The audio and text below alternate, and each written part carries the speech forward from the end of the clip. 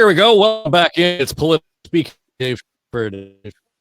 We're trying to do this on a fairly regular basis in terms of keeping an eye and an ear on what's going on in the federal election. And somebody just recently said to me, yeah, but it's only 4.5 days into this whole thing. And well, that happens to be John Wright, who joins us now, our veteran pollster and founder of On the Ledge, the wildly successful, I should say, Ontario Politics Podcast. No, you know what? Great listeners, great interaction with that crowd. The amount of feedback I've had since we stopped doing the daily, and of course we were doing the daily, and then it was being broadcast on News Talk 1010, and I don't know, I think Windsor was picking it up. Anyway, It was on the radio, and the number of people who've come to the show since then have been extraordinary. So thanks for doing that. If you like it, share it. Yep. And now I've got sort of interest groups reaching out and saying, hey, I know we didn't get to talk about this in the election, but do you think we could talk about this on the podcast? No shortage of fodder there. So we'll dig into that. On the Ledge will be in your feed tomorrow, but thought we should just kind of take a pulse. Here we are. It's the 26th day of March. The election was called officially on Sunday of this week. You and I, John, sat down just after the three major leaders had their say. We noted where they were, and I didn't want to kind of get into it on a daily basis. Thought we'd give it a few days. It's striking to me two things. First, how quiet Mr. Trump has been. Nonetheless, still the overarching issue in this election. And the polls just seem to kind of have settled on Mark Carney. Again, realizing it's early on, but I'm looking at the 338 numbers here, 338 Canada. The only polling that has the Conservatives with a lead, and it's marginal, again, within the margin of error, is Nanos and Abacus. Everybody else has the Liberals with a lead, in some cases significant. I think Angus Reid had them up by 7 points this week. Yeah, and of course, we always caveat that by saying there's different methodologies being used. Sure. And then Nanos has been done monthly. They will start going, I think it's monthly but they start going daily on Friday. And so you'll start to get what's called a rolling average, where they do 3 nights and then they kind of drop the furthest one and pick up the next one. It's called a rolling average. I'll be interested to see what Nick has on that. But I would say that if you look at the polls overall, there's a few things to note. First of all, you're right. The Liberals are leading by about 5 points, the average being about 43, 44 to 37, 38 in that range. In order to win, the Conservatives have to be ahead, not by a little bit, by about 4 or 5 points. And the reason for that is that their vote is very concentrated in the West. I mean, in Alberta, it boosts it up so much and the numbers go so high that they have to get more in other parts of the country. There are just not as many seats there. So they always are, if they're just ahead a little bit, they're not really doing as well as they should be doing. Number 2, we can see the changes automatically within the first almost week of the campaign. You look across the regions, the Maritimes and Atlantic Canada have bounced back for the Liberals. They were for the longest time in the Conservative range. People didn't like Justin Trudeau. When Mark Carney came on board, they started to move, but now they're fully red again. And that's where you have Sean Fraser, the former minister, saying, well, maybe I don't need that much time with my family. I'll come back and join you. In Quebec, what's happened there is the Bloc has moved down about 5 points, and the Liberals have picked that up. So in the province of Quebec, there's this sense of nationalism, kind of rare in a separatist province if you go by, past many years. But there are people who are concerned about Mr. Trump, and so they're galvanized around that. The Liberals get a bit of a boost. The Bloc comes down, and that may change for sure. In Ontario, the Liberals are ahead a little bit, and so they still have more room to grow, either party. But right now, the Liberals are taking up most of the momentum there. Manitoba, Saskatchewan, Alberta is Tory areas, except for some of the concentrated pieces in some of the major cities. And then on the West Coast, British Columbia, where the Liberals have to win, the Conservatives, in fact, are leading there. So the first thing, geography, you start to look at this and say the Liberals have bounced back to a good degree to where they were years ago, in the first major piece. 2 other things to keep in mind. Number 1, the people who have swept over to Mark Carney are the boomers. Older voters usually vote conservative, but you can see the disconnect with the type of issues. Boomers, more settled in their life, are looking more at the Trump situation and wanting Mr. Carney to deal with that. Younger people over with the conservatives, talking about housing and meat and potato issues and tax cuts. You see that over there. And then the last thing is the collapse of the NDP. We've seen them as high as 21% of the polls, normally sitting around 17%. They are now, on average, they've bottomed out at about 7%. And all of that vote has moved over to the Liberals. So the Liberals have benefited from boomers, Quebec. They've benefited the drop of the block. They've benefited from Trump more than Mr. Poilievre has. And their momentum has also come in some of the key parts of the country that are now going to be affected by the tariffs. So having said that, we know that Mr. Trump is making an announcement in a couple of hours from now, from this podcast being done, on automotive tariffs. And so we may see some movement in which candidate is going to benefit from that. But you and I know that April the 2nd is a key moment. And much like this, because the tariffs are supposed to come in overall from the United States.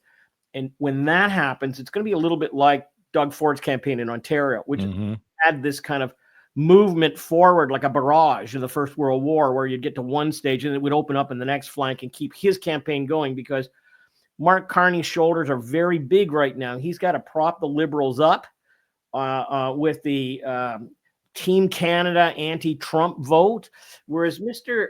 Poilievre is more of the, I'm here for you on tax cuts and cost of living, and not wearing the Trump piece as much, because people don't think that he's got, the most in line to deal with Mr. Trump.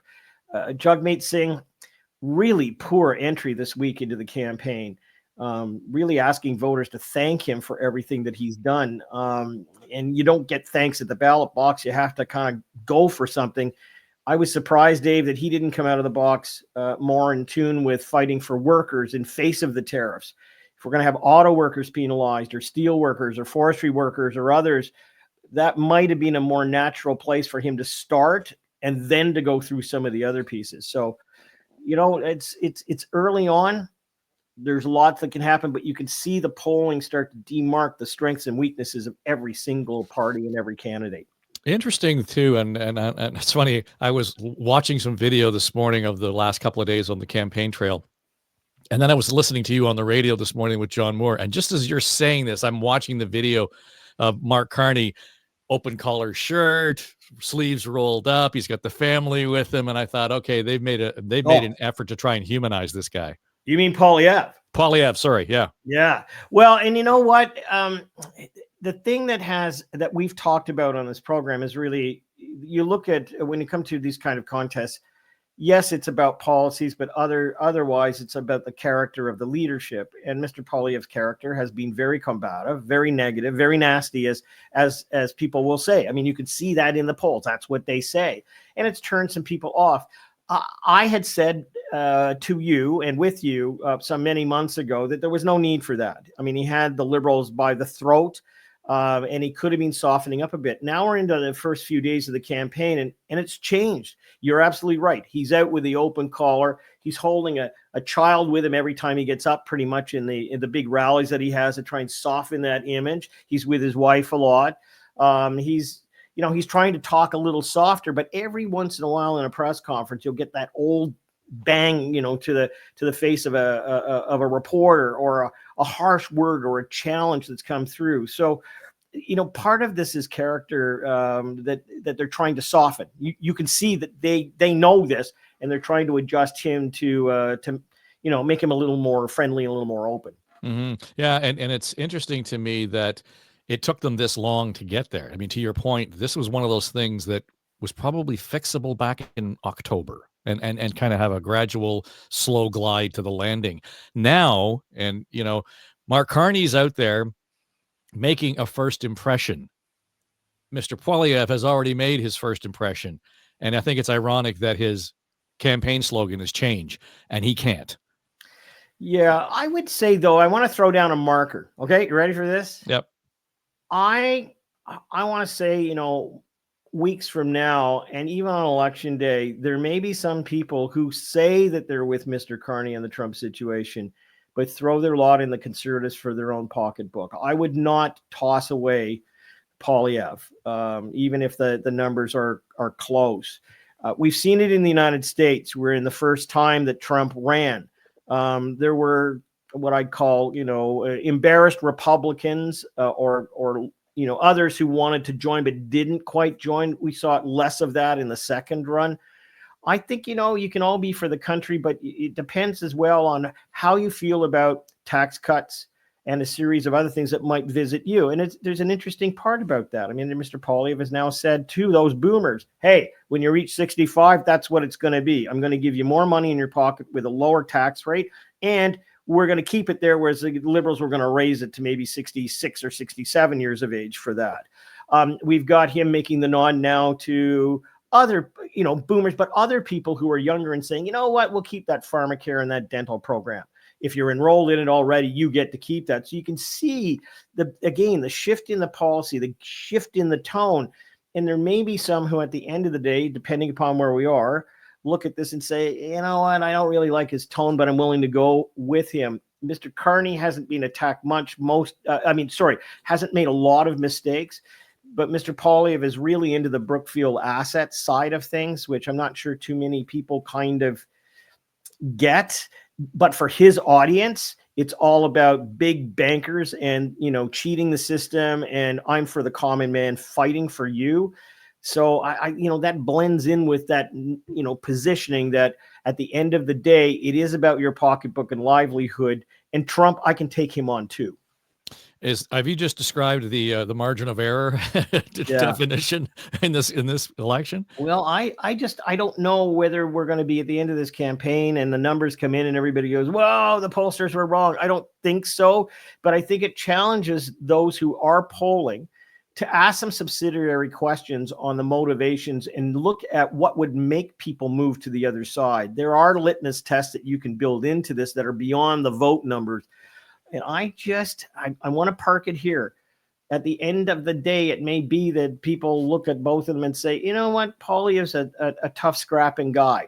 And I'm okay with that, even if he's nasty. I got to look out for my own pocketbook, and I'm going to vote with him on all of these things. So that may be what their strategy ends up paying off. Or we look over and people go, I'm okay, but I'm worse off. But with not having Mark Carney defend me against Trump. That may be the trade-off between the two. Fair to say then that this is going to shift subtly from who can best take on Trump to who can I best trust? Well, trust on what? Right? Like, so I think, again, you look at both. Let's also get the point that the NDP is not playing a role at this stage of the campaign. They are off to the side. They have lost so much of their support. They've gone to the Liberals. So we're looking at a very polarized two-party fight at the moment. And, you look at this and kind of go, it's easy to tell the difference between the parties. Mark Carney is all about, I'm Captain Canada. I will protect you, but it's all about Trump. And attached to me is a whole lot of the Liberal agenda for middle class and everything you got used to. Yes, we've taken off the carbon tax, and yes, we've dropped a couple of other things, but it's a lot of that older Liberal policy bank that was there. On the other side, you've got Mr. Poilievre. Instead of having the anti-Trump part or the managing Trump part at the front, it's about your pocketbook. It's about your standard of life. It's about fighting for you. And I'm still, able and ready enough to fight Mr. Trump. It's a bit of a reverse in terms of who we're pitching. So, the margin on all of the polling at the moment shows that either party, if they switch 5 points, that's kind of where the difference is going to be. And we can't also rule out that at the end of the day, some people come back to the NDP in a strategic vote to say, you know what, I think the Liberals may have it, so I'm going to park my vote back with the NDP. If that happens, we know where it's going to come from. It's only going to come from the Liberals. It's not coming from the other folks. So some volatility in where we are. It's not a solid vote for any of them at the moment. Yeah, I think to illustrate the point you were just making is today Carney was in Windsor, and it was interesting, a similar backdrop to Doug Ford when he was launching his campaign at the beginning of the provincial writ period. And he expressly was talking about a support plan for auto workers. I think it was $2 billion. Yeah. And against the backdrop of anticipating Mr. Trump making a comment later today, he's still in the conversation there, very much so. That's his top line in the headline. That's the top line in his assault south of the border. And that's his protectionary posture in Windsor. So somebody thought that through pretty well in terms of just the strategy of, you always say, you know, watch where the leaders are, but it's what they said against what's coming from Trump. I think pretty subtle, but important. Well, yeah, and I think it was the Boilermakers that they had in the background there. I watched that as well, but I also watched the scrum that it was afterwards. And when it came to Mr. Trump, he did express, you know, I think it was back off, Mr. Trump, or back off, Mr. President. So, I mean, he's there with that, but we all have to agree it's not the focus of his campaign. Mm-hmm. And we have to agree we're only, 4.5 to 5 days, into, so you count the prep, the announcement, and then moving forward. Where should we put our faith in the polls? I would say maybe a week from today. And the reason is that we will have had some runway on the campaign itself. We'll have the announcement of Mr. Trump on the auto parts or the auto sector. We'll have some fallout from the Brookfield asset and disclosure pieces. I mean, we'll have polls then that have actually are in the field during this week of the campaign, as opposed to in the pre-campaign, which we're going on a lot of the aggregators are dealing with. I'd say by next Thursday, I'll be in a pretty comfortable position to look at it and say, this is kind of where we are into this campaign, and we have another 3.5 weeks or so to go. So, next week it will be a much more important week than this week for sure. The National Post took great liberties with a blog post written by Thomas Mulcair. Torquing it is an understatement because the headline said Mulcair is telling people not to vote for the NDP. Yeah. Totally. And he was on CTV earlier this morning, kind of reframing it, but the media just sort of ate it up as if Tom was saying, well, no point in voting for the NDP. All he was doing was reflecting what you've just described. This is where it's going, and it's shaping up to be, a two-horse race. You want to talk about schools, you want to talk about healthcare, you want to talk about housing, you want to talk about immigration levels. Trump, Trump, Trump, Trump. And then the only question, the ballot question, to use that expression, is who is the best equipped to deal with Donald Trump? There is a larger pool of potential votes, the universe of potential liberal voters, because of the fact that the Greens and the NDP tend to be more progressive. There's a bigger pool for Carney and the Liberals to tap into, because Pierre Poilievre has been putting out a very hard-edged right-wing view. There are going to be ads, you'll see them, Marcia, where they take quotes from Trump and quotes from Poilievre, and you'll see them putting them side by side. And that's the real issue of this campaign. Which of those two can handle Trump? Poilievre is saying, Trump doesn't want me because he knows I'm going to be much tougher to fight with. Good line. Is it going to bear out? Is it going to work? To your question, whether the NDP can turn this thing around, it's never over till it's over. I lived that in the 2015 campaign. Things can shift very quickly, but I just don't see, based on my experience and my analysis of what's happening now, what those issues could be that could turn things around for the NDP and get them back into the 20% territory that, traditionally has been the zone. More or less, there have been much better elections like that than like the 2011 Orange Wave. But overall, that 20% zone, plus or minus a couple, was the traditional territory for the NDP. And right now, and I don't think you can blame and fault Singh for it personally, but right now, people are just saying, not this time. The issues are too real. The threat is too real. We're going over to Carney's Liberals. I dare say, as insightful as Tom is, that there wasn't anything really controversial in that. The only thing I would say, and based on what you just said, and his final point was, there's still a lot of time to go. So I can see how the NDP get their back up, thinking you've kicked us out of the race, and we're not even a week into it. Well, the only thing I would disagree with him on is that people do disagree with Jagmeet Singh. I mean, he's not, in every poll that's done on leadership, he comes way down the pipe.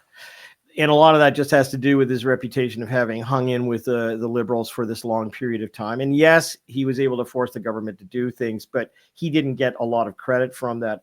But I go to the opening statements of all three of the campaigns. I'm going to discount the Greens. They're just not they're just not credible, and they haven't been for years. With co-leaders and all that nonsense. I would say that there was a fairly straightforward articulation of the campaign planks that you would expect from the Liberals and the Conservatives as they launched into the first couple of days. And brilliant on Poilievre to go in the hour or the 45 minutes before Carney announced formally at Government House, at the Governor General's residence, so he could get his piece out to the media. So you watch that.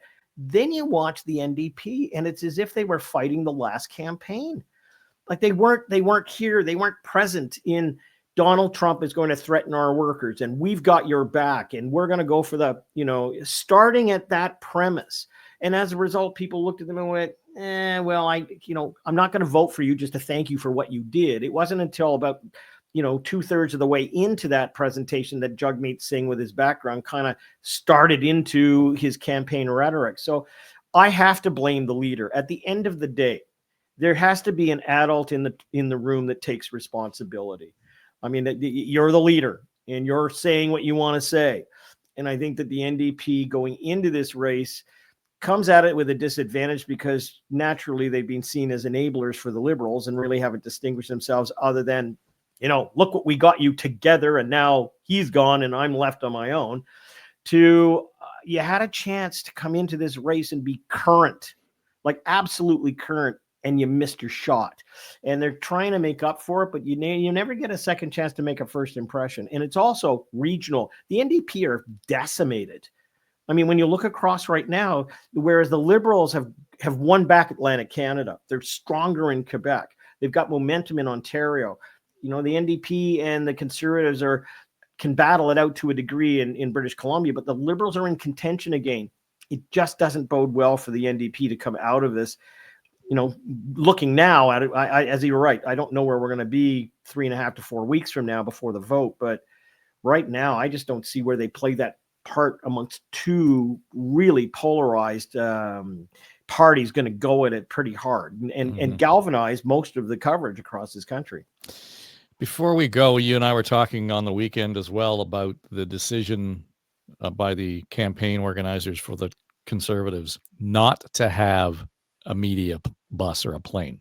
And I know that sounds like media whining because we can't do this. And just for the record, when we were on the campaign planes, we paid our way. We paid for our seat. We paid for our food. We paid for the electricity. We paid for everything that we used on that campaign. So it was not a cost to the party. Doesn't matter whose campaign we were on.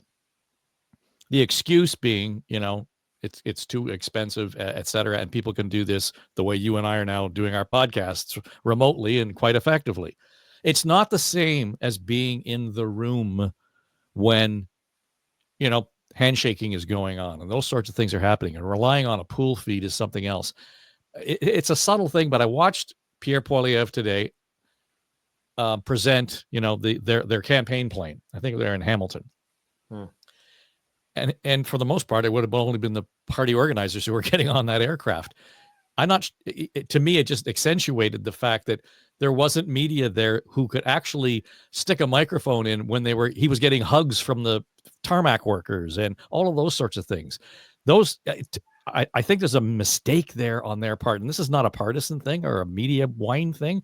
I think that strategically, I'm not sure that helps them given how close this is going to be. Well, I have to say that, if you go back to the Harper campaign, the last campaign that he did, it was very much, and into when he was prime minister, keep the media at bay. Like, I'm only going to answer 5 questions and I'm gone. There was a distance between them always. And there was a bit of an edge to all of that. In the first year of Doug Ford's term in office, it was nasty. There was a distance that was put towards him. There was a lot of theater where the premier would come down in the afternoon to make an announcement, and all the executive assistants would pour into a room and applaud. And the media were almost heckled at that stage, but they were kept quite far away. And in the last 18 months or so, we've seen Mr. Poilievre in even more of an accented way. Nasty. taking on, eating an apple in that famous clip. What do you know? Tell me, who are they? Who are they? Badgering and all that sort of stuff. So true to form in a way, they've decided, the Conservative campaign and those who ran the last, were involved in Harper and involved in Ford, because there is a line that goes through all of these. They've decided that the less media scrutiny and questions that you have, the better it is. So to your point, what do you do now? Well, you walk out, you do your event, but there's a pool. So there's, one camera that feeds everybody. There, you're going to get some local people who are going to ask questions, but you're not going to get the Tonda McCharles and others, who would put the question seriously to them. And so it is controlling the media. We'll get over the fact, I think, pretty soon about the fact that they've done that. But it is a theme that runs through the Harper, the Ford, and the Poilievre years and the campaigns. The only thing I'd say is in the first year of the Ford Ford Parliament, he came in at 40.5%, and with all of that work on the media and how things happened, they dropped to 28% of the polls. I mean, people notice it. It wasn't until a couple of people left and moved on that the number started to move up with new personnel and a new approach to how they were going to deal with it. So it's a relatively short campaign. I don't know whether people will notice that much, but what I do know is that those who are in the media, do notice it, won't be part of it. And maybe they take it out on the Conservatives in some of their broadcasting. I mean, they'll pick on certain points that maybe, wouldn't have been picked on before, but we'll see. But there's a theme that runs through that and a thread for different people involved in all three of those administrations. And it's the way it's been, and it's the way it's going to be. Yeah, it's going back, though, to my note about them trying to humanize Pierre Poilievre. And I think Doug Ford didn't need that. Everybody thinks Doug is the great guy next door. Whether you voted for him or not, you got to give it the fact that he's the folksy guy.